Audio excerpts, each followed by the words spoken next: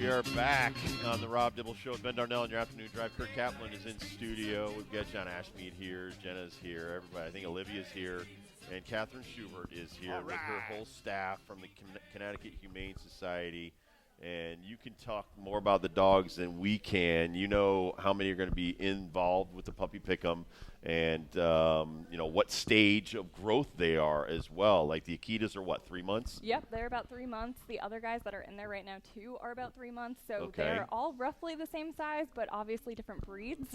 So that means a little bit of variation. Are they ready to be adopted? Almost. Yep, they are almost there. We are just going through the last bits to make sure that they are good to go. But they are very healthy pups. We just had one of our doctors in here just saying that. That's They're right. very We saw healthy. the vets come in. Yep, exactly. So we've got our medical staff. They take care of them. Our behavior staff. They make sure that we know what their quirks are. And all these guys are really great. They're going to make great. Talk about great that. pets. There, Yeah. you have a behavior staff to check out the dogs and make sure that when they find a forever home that they're a good fit. Yeah, most definitely. So our behavior coordinators are so good at making sure that every single pet gets taken care of, and that if they have any, specific needs or wants or anything like that, we are working through that to make sure that we can place them in the right home that's going to make the most sense for them. So if they don't like other dogs or they don't want to be in a home with cats, things like that, they're working through those details. And they're all spayed and neutered before they leave here? They sure are. Yep, all our cats, dogs, and rabbits too. What are about the spayed guinea and neutered. pigs? Guinea pigs are a little bit more complicated to spay and neuter, so they go I just home. threw that at you just for the hell of it. I I understand. don't even know how you would spade or neuter a guinea pig. They're a little small. Yeah, exactly. Yeah. So Ben is inside the field right now. How many dogs you got in there? Well, About right 7 now or 8? I just got attacked by 3 or 4 of them, and attacked by kisses. You know what? It's just like in regular NFL, they hate the referee. So true. They're on my flag. They're trying to. Now let's go through the roster. We've got Barkley, a.k.a. Saquon Barkley. Now, I don't know if all the dogs are actually in here. I think some are still watching some film, right? Yeah, yep, exactly. They're getting ready behind the scenes. All right, so tell me about Barkley. All right, so Barkley is a little black pit bull mix who is also 3 months old. All the puppies that we're going to see today are about 3 months old. And so Barkley, as you can see from his little photo here, he's, like I said, all black. He's super cute. And he's going to come up in a little bit. We've got a couple that are, behind the scenes. Are Barkley and Oceans, or Ocean, are they brother, sister, brother? Let me check my list here. We've got so many puppies today. They look that alike. Well, how big sure will do. the pitties get? How big will the pit bulls get? So they had a small, about 60 pounds. They had a small mom and a small dad. So we're thinking about 60 pounds for these guys. Now, the Akitas are different. The Akita's dad is a 120-pound Akita. That's right. That is a big dog. That's a big dog for people who don't know. That's Yes. a big, working, strong dog. Yeah. And that's Penelope and Missy. That's now, right. you guys were doing a little donor Zoom before we got the puppy pick'em started Yes. today. And I was noticing some of the things you were saying, or the questions that some of the donors had about the adoptions. And I thought a really good one was brother-sister adoption, like adopting 2 dogs at the same time. What are the pros and cons of that? Exactly. So adopting is kind of complicated when it comes to siblings, because we want to make sure that they don't get a little bit too attached to one another and become a little bit too bonded that they're not social with other dogs. So we try and adopt litter mates out to different families. In terms of having multiple dogs in a household, that is more than okay. We definitely have our adoption counselors speak to you if we have dogs that don't do well with other dogs. But a lot of the times, all you need is a meet and greet. Bring your dog when you come to adopt, and we can do a meet and greet and make sure that they're going to get along. And our behavior coordinators are available to you a little bit after adoption too, so you can call with any questions. All right, so we've gone through what? Barkley, Oceans, Yep. we know Missy and got Penelope. Bubbles. Bubbles is, oh man, is Bubbles around? Which one's Bubbles? Yeah. Bubbles is in there. We've got Bubbles Oh, and the fluffy Candy one? in there. Yeah. The 2 fluffy ones are actually still related to the non-fluffy ones that are not the Akitas in there. They're funny. So 2 of them are fluffy, and then the rest are not.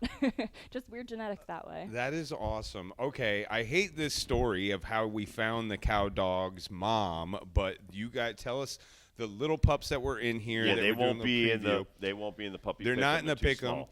But what's the timeline on those little cow dog pups? Yeah, so right now they're about 6 weeks old, 5 to 6 weeks, I think. And so they're a little bit too young to get adopted just yet. With all the pets that we get, we make sure that they go through the right age-appropriate process. And so those guys came to us really little, still nursing on mom. They got to go to a foster home for a little while, which was so nice for them to just get to grow up in a really comfortable environment. And so once those guys get all spayed and neutered, then we're going to make sure that they recover okay from that and give them all the time that they need for that. And then they'll be posted on our website and available for adoption. Well, I call them cow dogs because they all look like cows. They have oh my like God, those their black markings and are white amazing. spots. Absolutely. But the story's somewhat tragic to hear how it got started. But then when you go through the whole process and know what these doggies are doing and what you guys are doing, so you found the mother. The mother was found in the woods pregnant. And then basically the CT Humane Society took it from there? Yeah, so those guys, I believe, came through animal control and then over to us. And so we work with a lot of different local animal controls to make sure that if they're ever going to need to go through the spay neuter process or any other medical needs, we can work with them, take some pets in and put them through the process. So yeah, they had a sad start, but they are certainly happy now. They are going to be even happier when they find their homes. Listen, they're fat and too. happy. Mommy's been really good. They're amazing dogs. Yeah, they really are. They're doing so well, and they're so well socialized. Thanks again to our behavior coordinators kind of making sure that they get everything that they need right from the get-go. There's two things that Dibbs and I always bring up. One, and we'll talk about this one first, be prepared to be a pet owner. Do not just adopt a dog to get a girlfriend for the weekend and then not know what you're going to do with it after that. Yeah. Always have a plan way before you step into the ring of adopting a pet. Exactly. These spaces are so hard to say no to, but these guys are going to be around for, 15 years, up to 15 years. It can be a really big commitment that you do have to be aware of before you get into it. So the vet bills, the cost of food, all those things are good to take note of and make sure that you can, take care of that throughout the years. Now, if things are going wrong and maybe a life change has happened, maybe you're moving, maybe there's one reason or another you cannot keep your pet. There is no shame in bringing your pet to the CT Humane Society. Exactly. We would rather have that than finding a pet in the woods. Exactly, yeah. At any point that you are going through something with your pet, if you have allergies develop in the home or you're going through a financial issue, you can definitely give us a call and see how we can help out. We have a lot of different resources for a lot of different needs. So if you're struggling to feed your pet, we have a pet food pantry that maybe you can be on so that you can provide your pet food. If you just are not able to keep your pet anymore, your landlord's not allowing that, anything like that, give us a call, see if we can help, because we really want to make sure that these dogs and pets and cats and anybody who needs a home don't end up out in the streets and end up in a place that they're going to be cared for. And that's key, too, because not everybody's a dog lover. Some people like cats.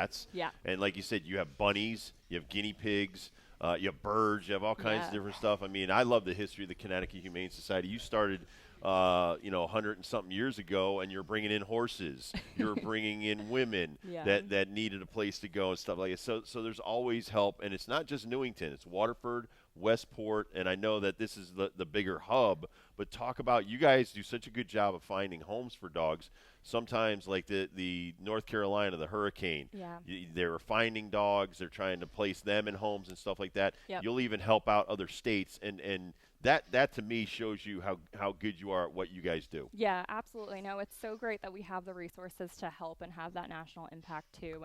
And we work with the Bissell Pet Foundation when things like that come up, when there are needs like that. North Carolina, we actually still have a dog here who came from the North Carolina hurricane. What kind of dog? She is a great dog. She is I think a hound mix, and her name is Poppy. She's wonderful. She's available for adoption right now and still looking for that great home. So I just, no matter what the name man, is. You need a every dog, time the man. name, You're a dog guy. We are all dog people here. Yes, and we are. We can all speak to the immense benefits of being a dog owner. I like cats every now and then too, but I love dogs. And the best thing for me always is getting home and the dog just loves you no matter what happened in your day, no matter what happened in their day. It's like an automatic unconditional love. Sure But is. there's so many other things. I already mentioned the getting chicks thing. Dibbs has had some monster mastiffs over No, the but day. I'm married to the woman that she said the first guy that my dog actually likes to be around is going to be the keeper. And Look at Brutus, she that. had a 170-pound Mastiff, didn't like anybody except her because she saved him. Yeah. He was going to be put down, Oh. and he knew it. And so I got along famously with Brutus. I had a lab at the time, and Brutus loved Kobe, my lab.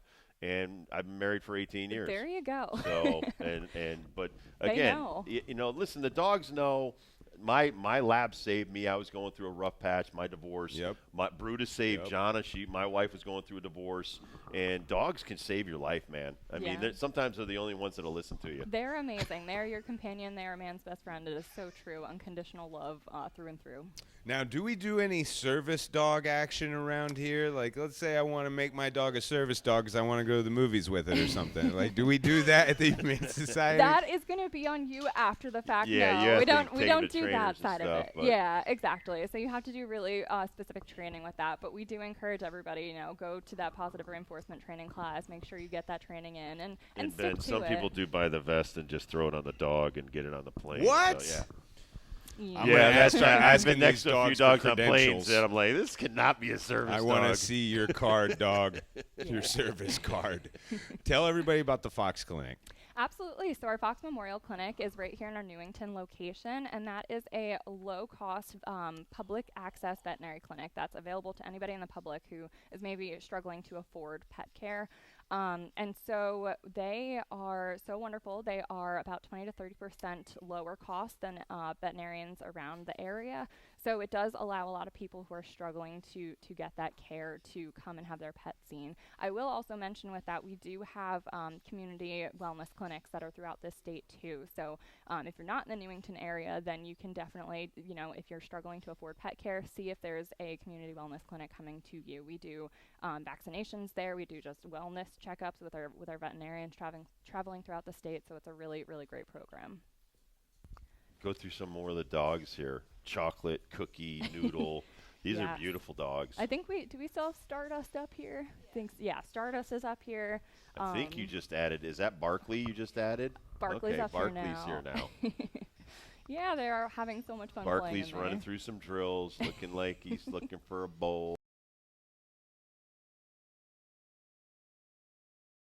This place in particular is just amazing. Like, Well, it's did we immaculate, just tile first of this, all. by the way? Is this brand new tile? Yeah, it is. So thanks to a wonderful donor, we were able to do a renovation to the office spaces at the top of the Newington in the Nice. admin building. I bet you this cleans up a lot easier than It carpet. sure Yeah. does. It sure does, and that was the idea behind it. So a lot of the times we'll have pets come up and stay with us long term in the offices. I have a cat in my office now who's been with me, I think, for 3 months.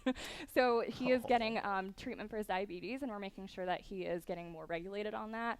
And so having these tiled floors makes it so much easier for us to clean up and change pets when they finally get to go home. So yes, this is a great new renovation that happened in last year. I got to see the cat hotel last year, which is immaculate. Like, Yeah. how many cats can we in our fit cat in there? condo, it's a lot of cats that The can cat fit in condo. there. Yes, Yes. it is. Yeah, it is a great space. We have a lot of different spaces that are designated for different pets going through different stages. So we're really, really particular about keeping things tidy and clean and making sure that there's no potential spread of germs too. So cat condo is where a lot of our adoptable cats will go when it's time for families to come in and say hi to the cats.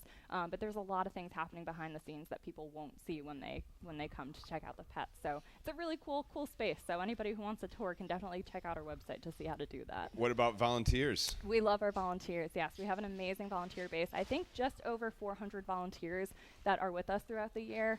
They give like close to 20,000 hours of service each year. It's insane. They're amazing. They really make a huge impact. All right, well,